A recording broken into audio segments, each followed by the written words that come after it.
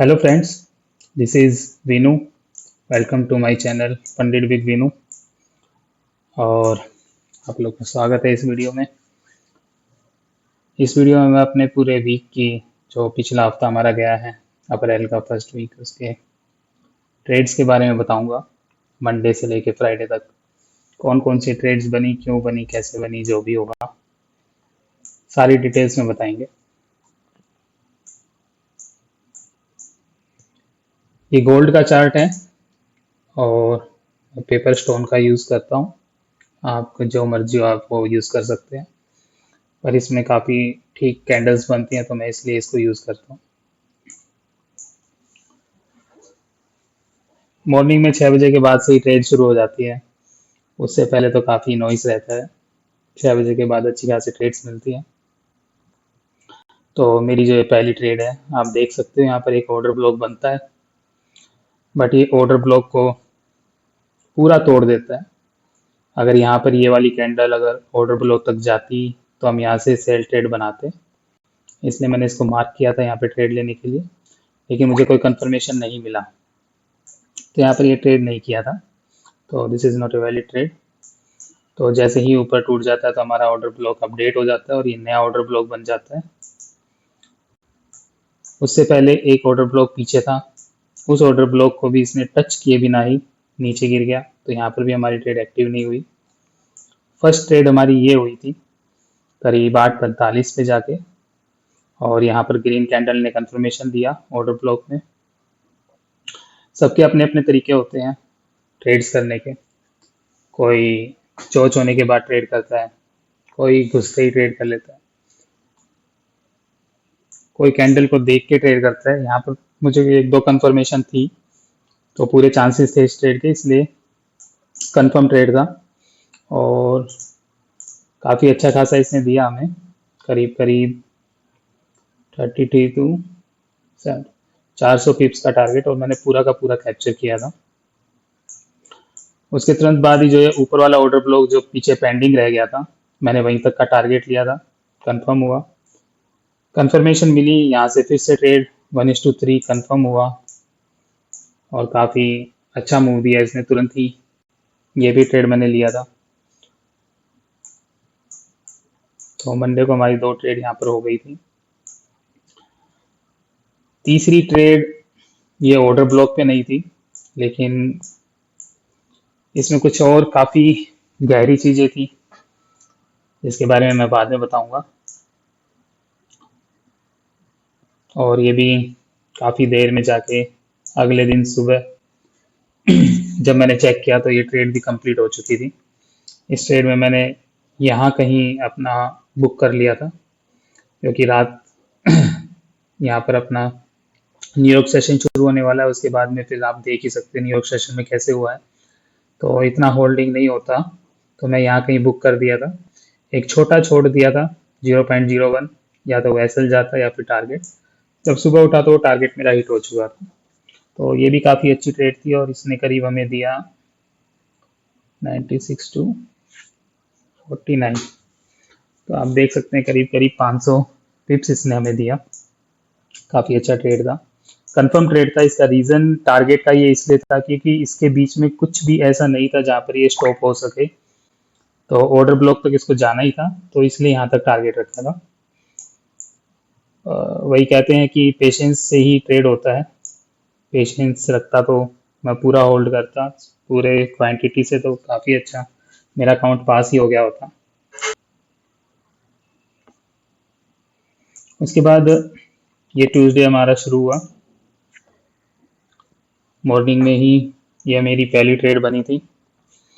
यहाँ पर order block बना था तो मैंने ऑर्डर ब्लॉक से ट्रेड लिया, और इसने भी मुझे करीब करीब 1:5 तो दे ही दिया, बट यहाँ तक का टारगेट किसी रीज़न से रखा था जो नहीं पहुँच पाया। और मैंने करीब ये सेकंड कैंडल जो ये रिजेक्शन था, तो मैंने यहीं पर अपना 90% बुक कर दिया था।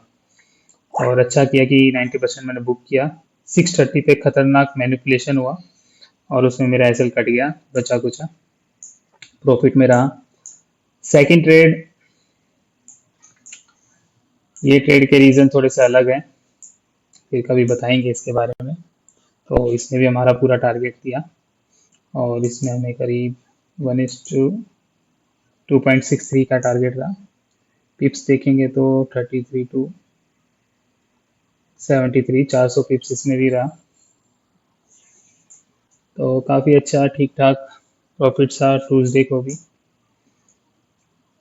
यहाँ पर वो भी नीचे क्लोज हो चुका था, तो वो भी टूट चुका था, तो यहाँ पे ट्रेड नहीं बनता। यहाँ से ट्रेड ये वाला बन सकता था, इसको हम कैप्चर कर सकते थे, लेकिन ये वाली ट्रेड के बाद मैं फिर एक्टिव नहीं था, मैंने कोई ट्रेड नहीं किया। मैं ट्रैवलिंग में था ट्यूसडे और वेडनेसडे को, तो ज़्यादा खास मैंने ट्रेड किया नहीं। यहाँ पर कई सारी ट्रेड्स बन सकती थी। उसके बाद वेडनेसडे को हमने काफ़ी अच्छी ट्रेड पकड़ी थी।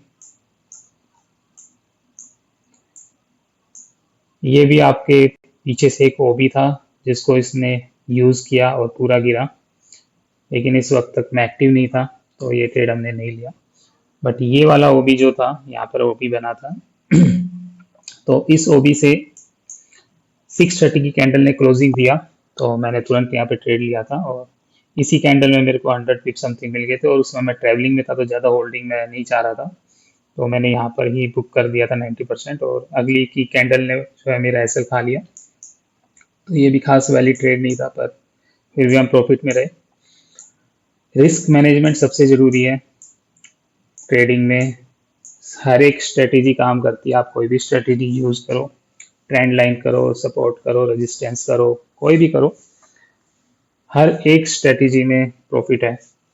बट अगर आपका रिस्क मैनेजमेंट है, तो अगर आपकी ट्रेड्स 30 से 40% भी विन होती हैं, तो भी आप प्रॉफिट में रहेंगे। मार्केट में बहुत कुछ है, बहुत लोग बहुत सी स्ट्रेटेजीज यूज़ करते हैं।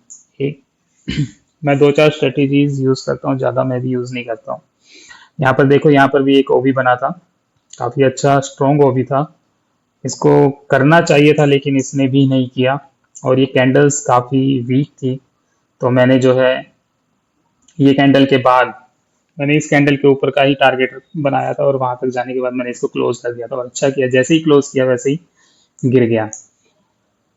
तो ये भी हमारी खास ट्रेड नहीं रही। ये मैंने ट्रेंड लाइन पे ली थी, और इसने मुझे अच्छा खासा पूरा टारगेट दिया, ये मैंने पूरा कैप्चर किया था। ये हमारी बिगेस्ट ट्रेड थी इस वीक की। 900 प्लस टिप्स का इसने प्रॉफिट दिया था। ये ट्रेंड लाइन यहाँ पे फेल हो गया जब इसने यहाँ पे स्वीप किया, तो मैंने यहीं से ट्रेड बनाया था, और ये 2 कैंडल में ही बहुत तेज मूव दिया था। जैसे ही ट्रेंड लाइन को टच किया, मैंने 90% बुक कर दिया। फिर जब ये ऊपर गया, तो मैंने यहाँ से फिर दोबारा से एंट्री बनाई, बहुत ही छोटे से, क्योंकि मेरा उस दिन का इस वाली ट्रेड में और इस वाली ट्रेड में प्रॉफिट हो चुका था, तो मुझे ज़्यादा लालच नहीं, तो मैंने यहाँ पे छोटे से अमाउंट से छोड़ दिया था। वो भी मैंने यहाँ कहीं पे बुक कर दिया, मैंने यहाँ पे भी पूरा होल्ड नहीं किया, सोने का टाइम हो गया था, तो मैंने यहाँ पे बुक कर दिया था। सुबह जब उठा तो ये भी मेरा बिल्कुल टारगेट कंप्लीट हो चुका था, और इसका टारगेट का रीज़न यहाँ तक का इसलिए था क्योंकि ये ओबी था जो अभी तक यूज़ नहीं हुआ था, तो ओबी यूज़ होने के पूरे चांसेस थे। ओबी को टच किया, टच करते ही पूरी बाइंग आई, तो यहाँ पर ट्रेड किया जा सकता था। उसके बाद थर्सडे को काफ़ी साइडवेज रहा, हमारा टारगेट भी बहुत देर देर में मिल रहा था। ये मेरा सुबह का ट्रेड था, ओबी को टच किया, मैंने ट्रेड बनाया, और चौथी कैंडल में ही मेरा टारगेट दे दिया, मैं निकल गया। यहाँ पर इसने ओबी को ब्रेक किया, ओबी को ब्रेक करने के बाद इसको ऊपर जाना चाहिए था, नीचे आया। ये जो बड़ी ग्रीन बनी थी, इसके बाद मैंने एक छोटा सा स्कैल्प किया यहाँ तक, तो स्कैल्प ट्रेड्स को तो रहने देते हैं। ये ट्रेड हर जगह मैंने शेयर भी किया था। इस ट्रेड ने बहुत रुलाया, लेकिन एसएल नहीं खाया और टारगेट दिया इसने भी।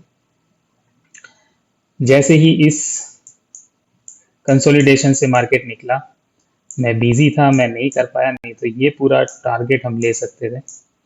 ये ऊपर तक का ओबी का टारगेट लिया जा सकता था आराम से, और ग्रुप्स वगैरह में मैं काफ़ी शेयर करा था इसके बारे में कि ऊपर तक जाएगा, ये टारगेट रहेगा, और सारे टारगेट हिट्स हुए। ये वाली ट्रेड मैंने पकड़ी थी, ये भी ओबी से ट्रेड था। उसके अलावा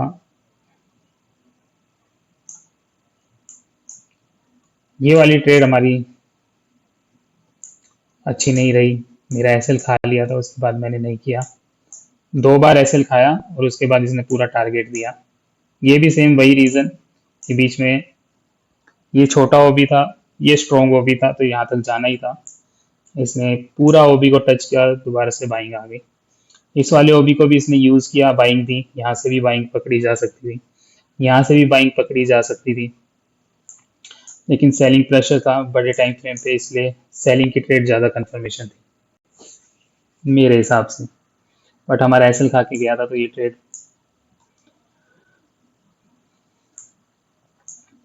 उसके बाद अगले दिन मॉर्निंग में मैंने ट्रेड यहाँ पर एग्जीक्यूट किया था। सॉरी, यहाँ पर इसी ओबी को जब इसने स्वीप किया, पूरे दिन यहाँ पे मैं ट्रेड नहीं किया। यहाँ पर जब इसने इसको स्वीप किया, बहुत ही तेज टारगेट दिया 3-4 कैंडल में ही, और ये मैंने पूरा कैप्चर किया। इसका भी मैंने डाला हुआ है। ये वाली ट्रेड मैंने कैप्चर नहीं की, ये कंफर्म ट्रेड थी, बट ये भी मैंने कैप्चर नहीं की है, बस गलती से लगाओ, इसको हटा देते हैं। ये वाली ट्रेड कंफर्म थी, बिल्कुल टच करके, जैसे ही इसने टच किया था, मैं कंफर्म था, मैंने टच करने पर ही उठाया था, और सेकंड कैंडल पे मैंने इसको 90% बुक कर दिया था। बट ये उसके बाद एसएल खा गया। ये हमारी लास्ट ट्रेड थी फ्राइडे की। तो मोस्टली ट्रेड्स मेरी ओबी पे हैं, और ओबी कैसे बनता है, कहाँ बनता है, क्यों बनता है, कौन सा वैलिड होगा, कौन सा स्ट्रॉन्ग होगा, कौन सा नहीं, ये सारी चीज़ें जल्दी ही मैं रिवील करूंगा और बताऊंगा सभी को। जो भी मेरे साथ जुड़ना चाहता है, लिंक प्रोवाइडेड है टेलीग्राम के भी, इंस्टाग्राम के भी। आप आइए, ज्वाइन कीजिए, मेरे साथ फंडेड अकाउंट खरीदिए, पास कीजिए, पे आउट्स निकालिए। कोई चार्जेस नहीं, कुछ नहीं, हेल्प करने के लिए आया हूँ। हेल्प लीजिए, सीखिए, जानिए और सरवाइव कीजिए। तो चलते हैं, यहीं पे कंप्लीट करते हैं। नेक्स्ट वीक देखते हैं हम क्या कर पाते हैं। मेरा अकाउंट एक पास होने वाला है, जैसे ही पास होता है तो मैं नई वीडियो बनाऊंगा, उसके बारे में पूरी चीज़ें बताऊंगा, तो इंतज़ार कीजिए। Thank you so much. जितने ज़्यादा हो सके ज्वाइन कीजिए, आइए, हेल्प लीजिए, अपने सफ़र को अच्छा बनाइए। Bye bye.